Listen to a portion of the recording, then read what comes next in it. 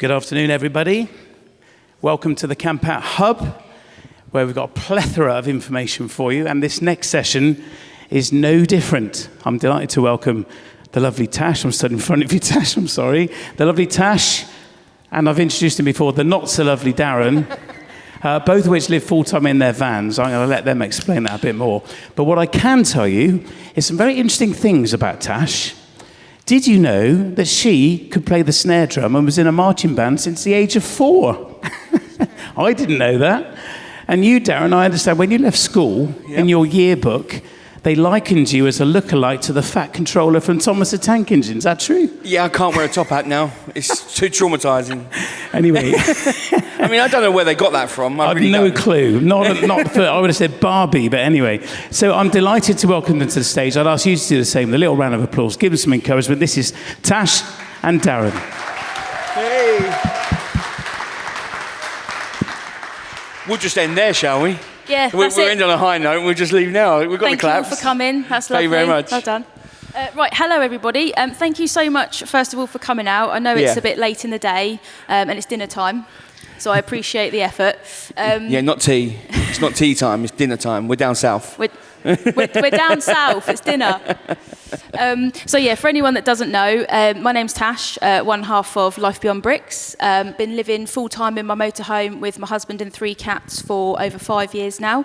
But I also do some solo adventures in my little micro camper, which is just there. Yeah, and I'm Darren, the other motorhome. I've been living in my motorhome now for 7.5 years. Full-time, so yeah, quite a lot of experience between us on the road. We've seen it, we've done pretty much all of it, so we can answer quite a lot of the questions, and yeah, we know a few bits and bobs. We do know some stuff. We don't claim to know everything, No. and we're always open to feedback. But yeah, so between us, we've got over 12 years experience, obviously real-world experience of campsites, off-grid parking, both UK, mainland Europe, travelling with pets, travelling solo, travelling as a couple. So we think we've got a word of wisdom or two to share. So this is obviously what we're going to run through. We've only got half an hour, so can't waffle we'll on be too speedy. long. We'll be speedy. It's not as scary as it looks. We'll whip through that. No, we'll whip through it. Can everyone hear okay? Excellent. Yep.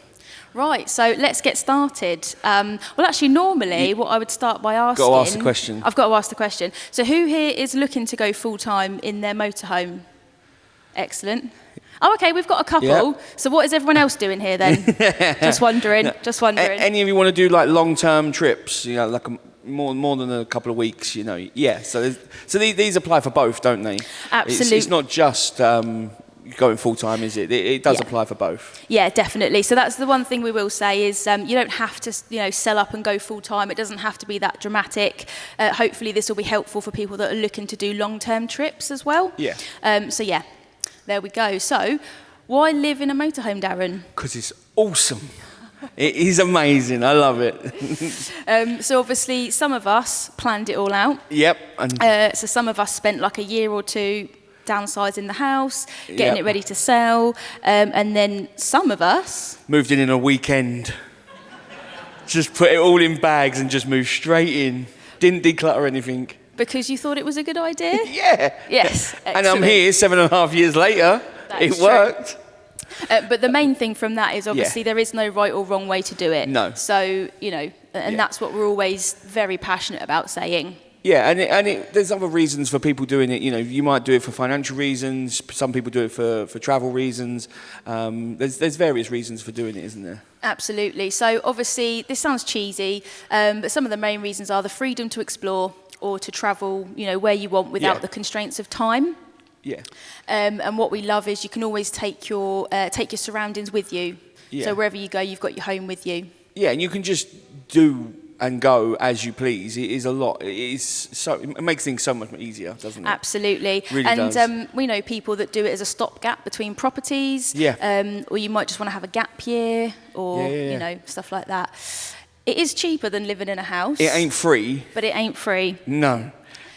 So what I like about it, I think I said this on, I don't know if anyone was listening to VW radio earlier. I was saying the beauty of it is you can tailor it to be as expensive or as cheap as you want it to be. Yeah. Definitely not free. No, not free at all. But you can control quite a lot of the costs and how you want to travel, and it can really be as rich or as pulled back and restrained as you want, can't it? Absolutely, because again, there is no right or wrong way to do it. No. You don't have to go and park up at the mountains and look out over the No. views. If you're in a car park and you're happy and you're safe, go for it. Yeah. Not a problem. Yeah. There we go. So, choosing the right motorhome or camper van or car camper, whatever it is you want. Is there anyone that's actually looking to buy one at the moment? Currently looking or anything? No. No, you've all got them. You've all got them. You've all got the right one. Well, Perfect. We'll run through it anyway. Yeah. So when it comes to obviously choosing the right van for you, layout is king. Layout. Yeah, it really is, because you don't want to get, you could have the best motorhome in the world with, and if a gearbox goes, that's easy to fix. But layout, that's hard to change or hard to alter, isn't it? Exactly. So think about how you're going to use your van. So do you want like a fixed bed, a shower, a lounge? Are you going to have pets like my guys here? Obviously, they need a bit more space. Yep. Internal tanks if you're thinking about going to like real cold countries. So just think about how you're going to use it. And obviously the external dimensions as well. I would say driving a motorhome and getting it places isn't as scary as you think. No, not. It really, it looks scary, and the first time you do it, the first couple of times will be a bit daunting, but, it's not that scary, is it? I think it's down to your confidence level and you can practice. But what me and John always say, because when we first moved into the van, obviously we met loads of amazing people, but people with vans would always say to us, oh, you'll never get your motorhome down there. And John sees it as a challenge. Yeah. But what we always say is if you go somewhere remote and there's a pub or a shop, they have to have deliveries of gas or food. So if they can get a lorry down there. Wherever there's a pub, they've had a barrel delivered. Exactly. And barrels don't just go on the back of a little transit or something. They go in lorries. Exactly. So obviously we don't advocate just literally going for it. Perhaps practice a bit and maybe do a manoeuvring course or something if you're nervous. I've done that in a few videos, just wandered round and then ended up in dead ends, and then I have to back out of them. So don't do that. But it's not that daunting if you come across the things. Most places it's one of them things, and it's stop. You just need to stop, look at the situation, and don't just try and push through and just take a breath. Yeah. And what we would say that is a good idea for when you're picking a van is if you can hire one first, because obviously the layout that you think you might want might be, once you've actually lived in it for a few days, a week, it might actually be totally different to what you thought you needed. Yeah, and like we just asked who's going to be choosing one, and you lot seem to have vans, but if you're going to choose another van and you're thinking of making a radical change in your layout from the one that you've got, I would, recommend go try and hire that one for the weekend or a week, because then, it is going to cost, but you get a little holiday out of it, but then you get to see if that one works for you. Definitely. Now, payload. This is something that John and I certainly didn't know we knew roughly, but we didn't have any idea about when we first were picking our van. As a lorry driver, I should have known, but I just moved in and didn't really think about it. How many DVDs did you carry around? 13 or 16 kilos of DVDs I moved in with. And they weren't in the plastic cases, they were just in binders. So for like a year or two? That was quite a lot, I didn't even watch one of them. Just had them there because, I don't think you had a DVD player. Oh, no, I had the PlayStation with me, did. but I didn't even play that either. Brilliant. So think about payload, because obviously everything is included. So does everybody know what payload is? Just double checking. Yeah. You're all very quiet. So that basically is the overall running weight that your van is allowed to be. So most standard ones will go to 3.5 tonne, and that's what a standard B car licence, obviously, you can drive. But obviously a lot of vans you go up to 4.2 tonne or 5 tonne in Mine's your 5 case. tonne, so they do go up. You can get them bigger if you've got the correct licence, if you want that space, and you can uprate your current vehicles. Some of them you can uprate. If, you can look into it, and it can be done. But you have got to remember everything inside that motorhome. So particularly when you're looking at going full time, just everything counts. So water, gas, fuel, people, awnings, aircon, bike racks. And I remember Tash telling me about a Heimer. the paintwork. You can get the special paintwork, right? Yeah, so when John and I were looking, because we knew we wanted an A-class for the cats, it's all for the cats, for the dashboard, and we saw this beautiful Hymo, and it was a lovely silver colour, and we were like, oh, that looks amazing. Yeah. And it turns out that paint was 30 kilos of payload, so we were like, it's not that 30 pretty. 30 kilos? Yeah. I mean, I'm happy, because that's going to cost quite a bit, these extras cost a bit, right? So I'm happy I'm getting something for that money, but 30 kilos... That could be 30 kilos of mayonnaise and chicken wings. It really could, and bacon. I do not want to waste it. Exactly. And just on that note for the payload, and obviously this goes for van conversions, camper vans, it will probably apply more to a motorhome, but it does still count in any van. And just remember, particularly on motorhomes, that the rear axle will actually have its own weight limit. Yep. So, for example, we had a different van for our first year of touring that we were loaned, and it had a bike rack, and we thought that was fantastic. So we had a motorbike in the garage, we had the 2 bikes on the back. Turns out that the water tank was actually, it was a bit of a design flaw actually, was over the rear axle. So then it turns out that even though we were in our overall payload, we were well overweight on the back. So you couldn't carry water, could you? We couldn't carry water. So, of course, we're trying to do park-ups and we've got no water. So just remember all those things when you're looking at the payload of your van. Yeah. And power. Power. Mr. Power. Oh, I love power. I use so much power. I've got so many gadgets and gizmos. I don't know how you do it as a single man. With But you need to consider how much power you're going to use. Are you really tech hungry and power hungry, or are you just a tablet, the lights, and your phone? Because again, I know it's common sense, but everything uses power. The whole lot. So absolutely. So again, things like the step. You sort of open the step, that'll need power. Yeah. Even if you've got gas heating, the fans will need power. Yeah. So, just think about how much power you've got on board.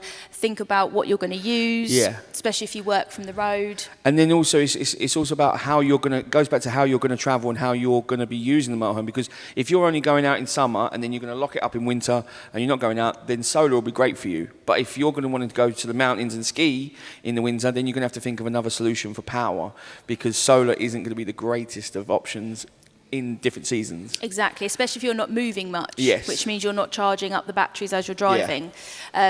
Just think about all the different seasons and obviously make sure you've got enough power for what you need. You want the power. You want the power. You want the power. I do want the power. I want the power. Ice maker, your air fryer. Ice maker. You all need an ice maker.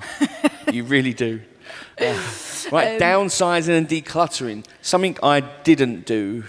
Not at all. I wish we had that picture when you first moved into your van and it was boxes everywhere. Whereas I spent 8 months, I actually quit my job first before John, and I spent 8 months downsizing our house, just going from room to room, decluttering everything. We didn't have a lot of stuff in the first place, but it's amazing how much stuff you actually have. You just accumulate it, doesn't it? You just accumulate it.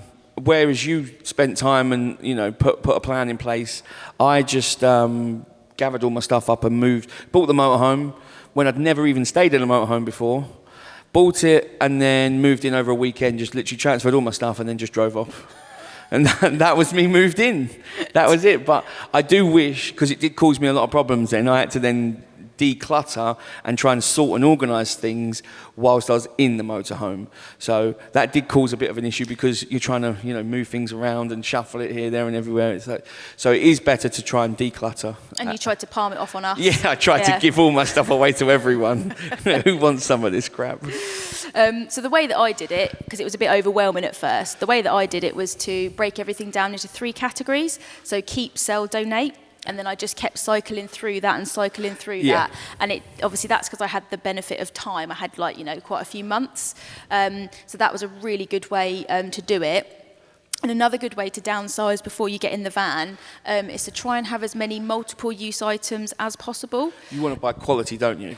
Absolutely. It does go a long way in a motorhome. I always joke about our, what do you call it? The bowl. The bowl, the washing up bowl. I always joke about it. The only thing we don't use it for is actually washing up. But it comes in so handy for a variety of other things, like hand washing or, cleaning things up. Yep. Or there's all sorts of things. And it was like £2. Yeah. And it's crazy. And as you said, go for one quality item over lots of little ones. So again, John made us go and get this saucepan from Lakeland, which was like 50 quid or something. But it's still a going. one decent one is that you don't need 10, which at the moment I've kind of got 10. Yeah. I need to, I honestly, I mean, I'm talking about this now and it has creeped up on me. And that just is just being honest. Things do creep up on you. And, you know, if you've all got your motorhomes and campervans, things do just start creeping in. You know. I was just looking, we're running out of time here. So yeah, it does just creep up on you. Yeah. And we have a rule: if you haven't used something in 6 months, do you need to carry it around? Yeah. Probably not. Yeah. And you always say if it's something you can replace quickly and easily for around £20, then it can probably go. It can probably go. You know, donate it, give it away, something like that. Exactly, but obviously not maintenance items. You know. And long term, most people think about putting things in storage, but honestly, when you do put, we've both experienced this, when you put things in storage and you go back 6 months later, a year later, you look at it and you think, I don't really want that. I'm not going to use that again anyway. So if you can, I know some things, you know, if things really mean a lot to you, don't get rid of them, keep them. But really, if they are, you're not going to probably use them, just get rid of them, you know, because you don't want to be paying for the storage either for something you're then going to come back to and then throw away anyway. Exactly. Out of sight, out of mind is what we found. Yeah, we kept so 100%. much stuff, and then it was like Christmas when we went to empty the storage unit, and I was like, I didn't even remember I had that. Yeah. Right, so budgeting and finance. It's a beautiful photo there, that is. Yes. So Darren actually did a really helpful video on how much he spends a month on living in the van. So that QR code will take you straight there if you wanted to check it out. I don't want to step back too far because I'm going to fall off this stage. Is anyone filming? Yes. Yeah, me. Yeah, I'm filming. Brilliant. So yeah, just to sort of reiterate that. So as we've already said, there is no right or wrong way to do it. It's whatever suits you, and that means you can make it as expensive or as cheap as you want. So if you want to go on campsites, great. If you don't, that's absolutely fine. Yeah. But generally, we tend to find it easy to break it down into sort of daily and weekly costs. So things like your fuel, LPG, food, laundry, that's your sort of everyday stuff. It's your everyday running cost, isn't it? You know, you can't get away from that no matter what. It's, you know, and then you've got your monthly and annual costs of, you know, your insurance, your tax, your MOT and servicing. And just obviously remember as well to have a little bit put to one side for your running costs. So things like you know, your tax, servicing and maintenance, you might choose to do those in one big lump. And you always say to try and have a pot of money. I mean, you don't need to go out and rob a bank and have a pot of money right now, but try and just slowly build up a little pot, because it's not, I don't want to scare you all, but it's not if, it's when a problem will happen. Something will happen at some point. Same with houses, same with everything in life. So if the clutch goes and you've got a little pot of money there, you've then got options. You can then shop around of who's going to do the work, but you've also got that, you know, that peace of mind that you haven't got, you've got the problem already. You don't want then the stress of having to try and find the money as well. So try and build up a little pot. Exactly. It just takes the stress out of it. Yeah, it does. And obviously, I know John's talk timed it the wrong way around, didn't we, really? But obviously John's just done a maintenance talk. It's probably a good idea, if you don't already know, I'm not teaching you to suck eggs by any means, but maybe learn some basic upkeep stuff, like checking your tyres, checking your levels. I need to learn that. Yeah, literally. You should actually watch this talk, I think. I go to a garage and say, please help me. But obviously it's a good idea, because as John says, it can stop a small problem becoming a big one later on. So that's probably a good idea. Yeah. So staying connected on the road. Yeah, Wi-Fi. I know obviously people go to disconnect and you want to go to all these lovely places. But you need the internet to get to that place to disconnect too. Exactly. Which is a bit of a vicious circle. So you need Wi-Fi. It does play a huge part, you know, for things like working, maps, park-ups, keeping in touch with loved ones, friends, things like that. So we're heavy users of the internet, and we do, you know, again, it goes back to how much you use the internet and all this and that. If you just want to download a load of Netflix videos to your tablet and then not have anything and just have your mobile phone, that's fine. It's just what you use and what, you know, how you use it. Exactly. So again, you can tailor it to what you want. See, he agrees. Yep, he agrees. She agrees. Yep. So you can obviously, things like a dongle. So in my little camper, so don't rob me, in my little camper, I've got a little mobile router. So I only activate it when I need it, because obviously I'm not away on my own all the time. I'll give you a password if you all want it. You can all connect. Shut up. Oh, it's not on. It's not on. There's no credit. Whereas obviously in the motorhome, we'll have a completely different setup. You know, we've got a fixed router, we've got the booster aerial. We've got the aerials on the roof and everything, So yeah, I mean, when I started, I just used to hotspot from my phone, and that was absolutely fine. So, you know, you don't have to go and get a big expensive setup. Now we've both got products in our motorhomes that we use while we're away from the vehicle. I've got CCTV cameras, you've got cameras for the cats, and then you've got various other things.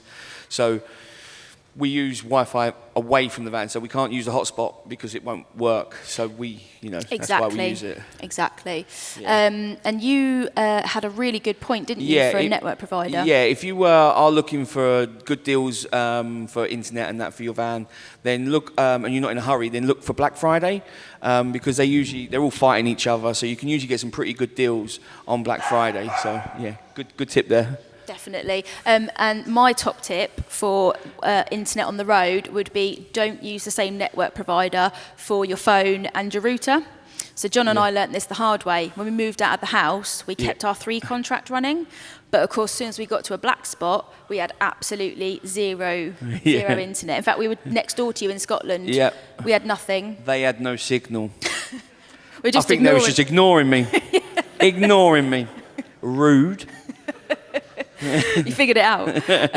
So yeah, that would be my top tip. Would be get, you know, even if it's a couple of you, you know, and it's just on your phones, get different providers for your phone contracts if you can.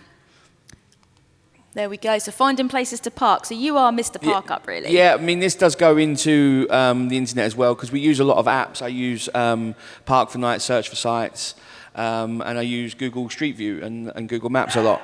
I've done a ton of videos. There's leaflets over there and like the QR codes at the end of me just aimlessly driving around just to show you guys how to find park ups. But again, it's if you want to do wild camping or if you want to go onto sites. Absolutely. So, like a broken record, tailor it to what you want. Yeah.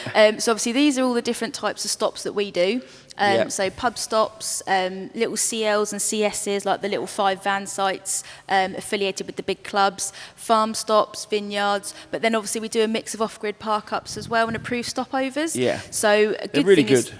yeah, you can mix it up then, can't you? Yeah, and it keeps things, you know, if you can just do various things just to keep it all nice and flowing. And again, it regulates your costs. Again, if you want to spend a lot of money on sites, which is, you know, everyone's free to do, then you go that route. If you want to save a couple of quid that week, then you do a few wild camping spots. Exactly. So that's what we like. Yeah. So how do you find park-ups? Me, in my videos, people think I aimlessly just drive around, but no, I don't. I just look on, like I say, Park for Night, Search for Sites, and then I'll use Google Street View a lot, really. Definitely. So that's the same as what we do, really. We use Park for Night a lot. Yeah. We're both brand ambassadors, actually, for Park for Night. Or I'll just pull into a pub or call a pub. Never had any of them say no. They're always happy to, you know, let you stay there as long as they've got a big enough car park. And, you know, I go in and buy a meal or something. So, yeah, it's pretty good. It's pretty good. Obviously, again, I would say look at the reviews. If you're using Search for Sites, Park for Night, always look at the reviews. I never stay anywhere that has either no reviews or no pictures. No. Because otherwise I don't know what I'm turning up to. Yeah. And that's whether I'm on my own or if I'm with John. Yeah. And always prepare a backup. Yeah, always have a backup, because not that we've not had any real, you know, scary incidences or anything like that, but if for any reason you wake up, you don't feel comfortable there, I don't know, there's a train that goes past every 2 minutes and it's honking its horn or whatever, and you just want to move, if you have to move and then start looking for a place to park up at 2 a.m, you're just not in the right frame of mind, are you? See? He agrees. Very strongly. Yeah. Do you want to come up here? That's fine. Oh, no, that's all right. Do they want to come up? Yeah. So you don't want to be looking for a park up, you know, when you've just woken up and something's happened and you need to find somewhere else. So yeah, always have a backup. Definitely, and that's why I'd say read the reviews as well, because you can sleep through anything. Yeah. I can't. So if you read the reviews and it says good stop, but next to a train line, I wouldn't stop there, but you would. And like I say, just because I can sleep through anything, I've got CCTV. Remember? Yeah, that doesn't mean come rob me. That doesn't mean come rob me. The chicken wings are mine. So this always comes up quite a lot, doesn't it, when we're getting asked questions? Registered address and insurance. Yes. So obviously we both have care of addresses with family. Yeah. But obviously you could use a friend, boat mail, like a virtual address.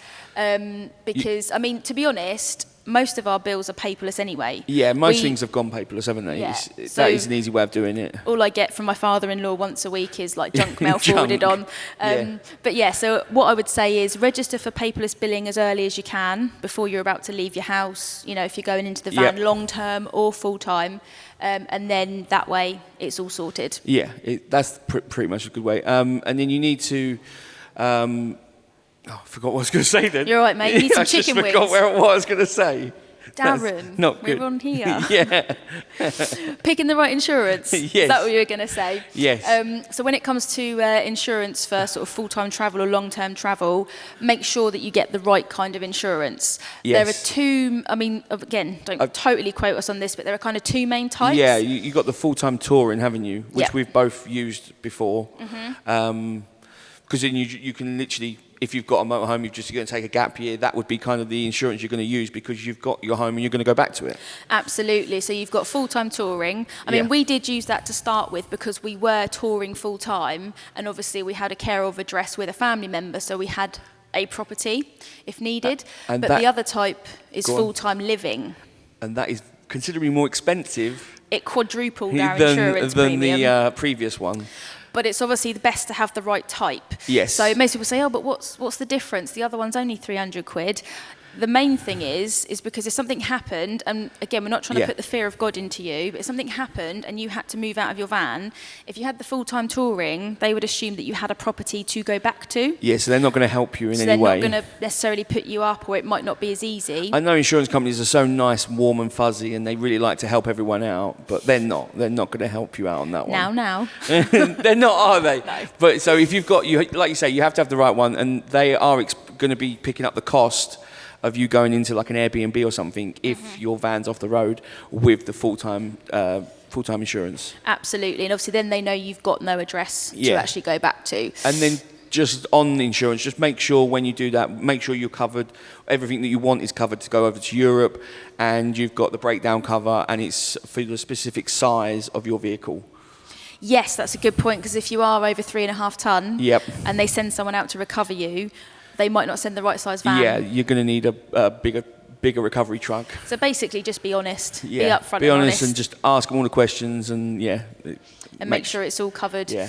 And things to consider, because obviously you say, oh yeah, I could use a friend or a relative's address. Yep. Just make sure it's someone that you trust and someone that trusts you. Yes. Because obviously, you know, you're going to be needing them to open your mail. Yeah.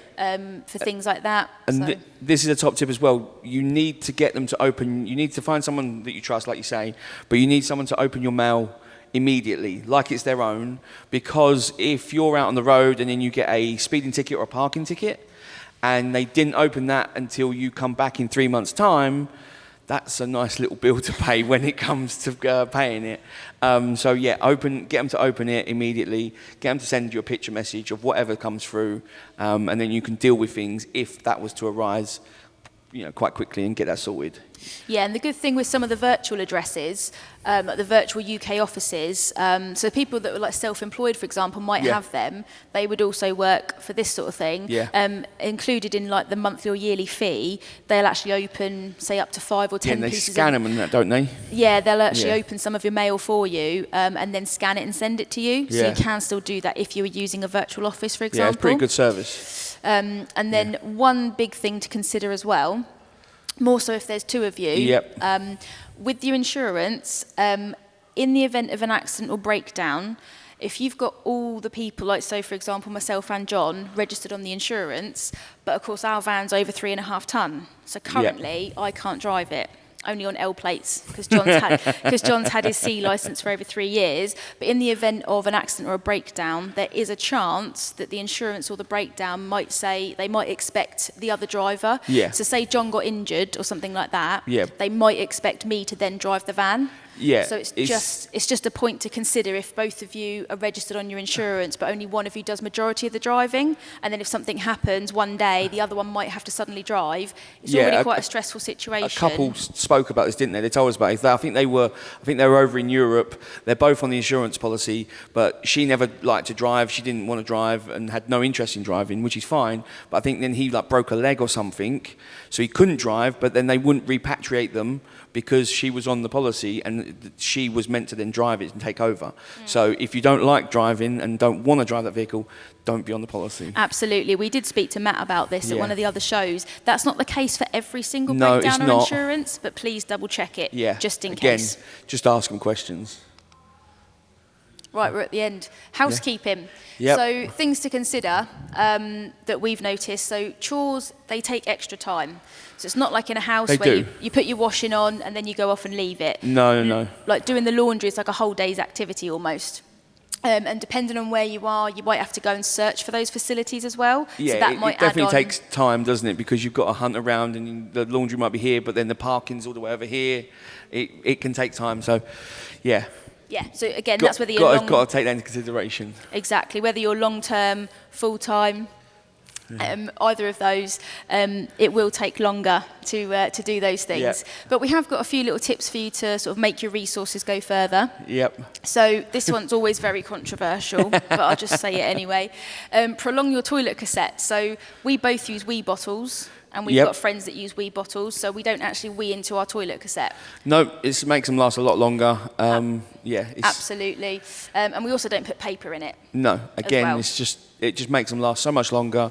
It's a very horrible job to be emptying the cassette. We all know that. So if you can empty it less, then that's even better, right? Mm-hmm.